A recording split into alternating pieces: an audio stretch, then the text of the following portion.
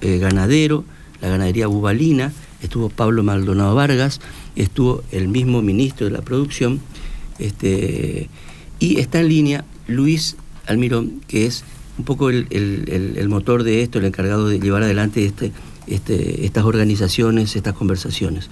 Luis, ¿cómo te va? Carlos Eduardo Belén, acá en la radio del Diario Litoral. Buenos días, Carlos, Eduardo y Belén. Digamos que Luis tiene una larga trayectoria en Corrientes, es en muchas cosas, ¿no? Fue funcionario, es profesor titular de la carrera allí de la Facultad de Ciencias Agrarias, pero me parece también que es un interlocutor válido para tratar de comprender de qué se trata estas conversaciones, qué pasó allí. ¿Qué tal? Bueno, para la audiencia, como dijiste, por ahí no es muy conocida, la Asociación Argentina de Economía Agraria es una organización cultural sin fines de lucro cuyo objetivo principal es promover el desarrollo científico, tecnológico, la economía y sociología agraria. Un aporte disciplinario para alentar y fomentar las posibilidades de desarrollo del sector agropecuario, agroalimentario y agroindustrial de nuestro país. Nos organizamos allá, no digo yo, pero no fui yo, en 1970, es decir, sí. Cumplimos 55 años, y desde hace 55 años de forma ininterrumpida hacemos estas reuniones anuales, que sería el Congreso Argentino, donde nos reunimos a encontrarnos todos los profesionales de la economía agraria para analizar, estudiar, difundir, discutir los problemas que tiene el sector, ¿no? ¿Y qué dice Corrientes? Corrientes fue elegida por tercera o cuarta vez para participar como sede. Normalmente los que pertenecen a la sede proponen los temas o la temática a tocar principales, más allá de la presentación de trabajos que en este caso se realizaron en 4 salas simultáneas en las facultades de agronomía y de veterinaria, es decir, casi 70, 80 trabajos de los investigadores y economistas agrarios del país. Contó con 2 partes principales, ¿no? Una primera parte, la conferencia inicial dividida en 3 charlas y un panel sectorial realizado a la tarde. Ese panel sectorial fue justamente propuesto por Corrientes para los sectores más importantes de Corrientes, como analizaste, el foresto industrial, el arrocero, el ganadero, pero con una particularidad este año que fue la ganadería bubalina, sí. Y finalmente el otro sector es el sector de la yerba mate. Luis, ¿esto aporta mucho al producto bruto correntino? ¿Qué aporta? ¿Cuál es el aporte económico que hace todos estos sectores? Vamos, el Estado provincial es uno de los más grandes empleadores, fue el sector privado, todo lo relacionado con la economía agraria, todas las agroindustrias que representan el 97% de la industria de la provincia.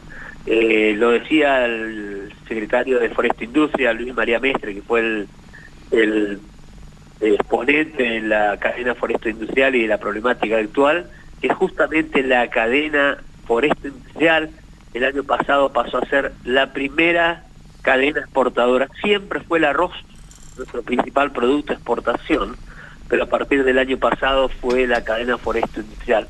Creo que la gente no tiene noción de esto, pero justamente el viernes, como un acompañamiento a los visitantes de afuera, hicimos una recorrida fluvial, ¿no? Viendo nuestras ciudades del río, y cuando uno pasa por el puerto es impresionante la cantidad de contenedores que hay, y también nos explicaba la guía que esa exportación a través de los contenedores se realiza en horas nocturnas, por eso la ciudadanía no relaciona ese potencial que tiene.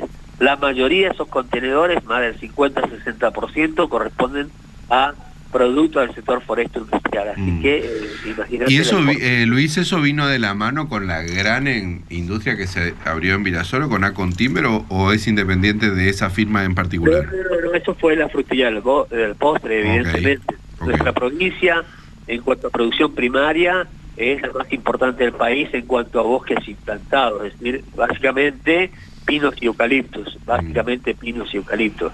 Ahora, toda esa materia prima que produce alrededor de 12 millones de metros cúbicos de madera al año tiene que ser transformada, porque si no estaríamos exportando no estaríamos exportando nuestra mano de obra y estaríamos dando mano de obra a los extranjeros. Luis, vamos para un poco para nosotros y para nuestra audiencia, ¿no? ¿Quiénes son los que se sientan a escuchar estos trabajos, estas investigaciones?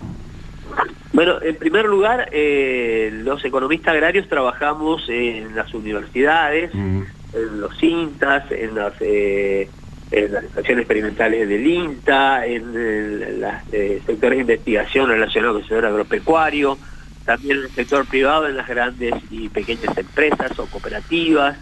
Y el dato importante es que desde nuestra institución han salido muchos decisores, ¿no? Se me viene a la mente rápidamente dos decisores de distinta formación, si querés.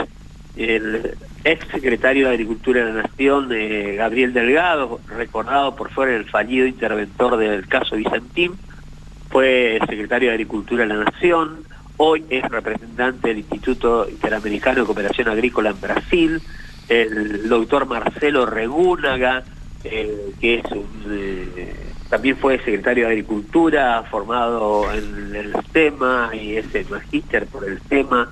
Es decir, ahí con esos dos ejemplos te digo que los que participan son personas que luego toman o participan en el proceso de toma de decisiones o lo han hecho.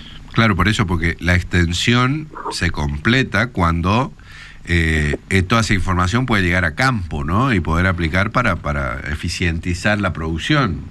Mirá, justamente esta sesión, como la del año pasado, estuvo auspiciada en gran parte por el Banco Interamericano de Desarrollo, otro lugar donde van los colegas a trabajar. De hecho, muchos son o somos consultores alguna vez de estas instituciones internacionales de financiamiento. De hecho, en la charla inicial, entre otros, participó el doctor Antonio Morlio, un licenciado en Economía local, con una maestría en Economía Agrícola en Alemania y un doctorado en Relaciones Institucionales de la USAL, consultor muy conocido de los bancos Mundial, BID, etcétera, etcétera. Y el BID participó con 3 actividades. Una primera actividad que fue un taller para analizar la productividad, cómo calcular la productividad de los países, básicamente Latinoamérica y el Caribe. Un taller de trabajo, donde cada uno de los asistentes tuvo que llevar su computadora, porque hemos trabajado con ejercicios concretos de cálculo. El segundo día participó en la conferencia inicial el representante del BID con una conferencia analizando las políticas agrarias de Argentina y subnacionales de 13 provincias en particular, cómo se analizaba esto. Y finalmente, y el dato curioso, el día viernes tuvimos un juego de debate de política pública. Digo dato curioso por la forma, ¿no? A mí me parece, te decía ayer, Luis, esto que es una cosa que es novedosa para este tipo de temas, ¿no? Es un foro de política agrícola. Juego, debate basado en evidencia para decisiones informadas. Cuéntanos. Bien, algunos hemos estudiado también de políticas públicas como posgrado, y sabemos que el tema de la discusión es cómo se toman las decisiones. Hay varias teorías, pero la basada en evidencia es la más seria, si podemos decir.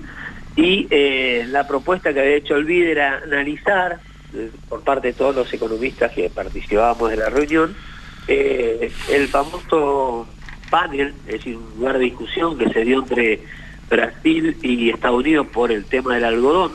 Brasil decía que Estados Unidos subsidiaba el algodón y bueno, terminó ganando Brasil el panel a nivel de la Organización Mundial del Comercio, y a propuesta mía se sugirió discutir el tema de la yerba mate. Esto se origina porque cumplió oportunamente algunas funciones a nivel nacional, donde tomamos algunas decisiones relacionadas con el sector de la yerba mate.